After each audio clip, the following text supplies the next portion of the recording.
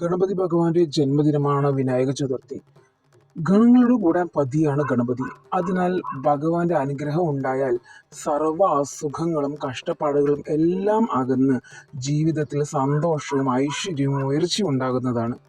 ചിങ്ങമാസത്തിലെ കർത്തവാവ് കഴിഞ്ഞ് നാലാമത് വരുന്ന ചതുർത്ഥി തിഥിയിലാണ് വിനായക ചതുർത്ഥി നമ്മൾ ആഘോഷിക്കുന്നത്. അല്ലെങ്കിൽ ചിങ്ങമാസത്തിലെ ഒരു ശുക്ലപക്ഷ ചതുർത്ഥി ദിനമാണ് ആഘോഷിക്കുക. പാർവതിയുടെ പുത്രനാണ് ഗണേശൻ.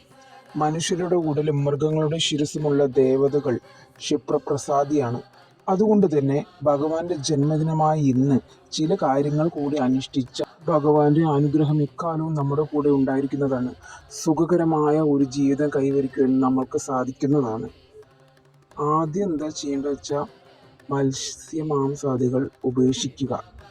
പിന്നെ അടുത്ത് ഗണപതിൻ്റെ ക്ഷേത്രം ഉണ്ടെന്ന് വെച്ചാൽ അവിടെ പോയി ഗണപതിനെ കണ്ട് നമസ്കരിക്കുക.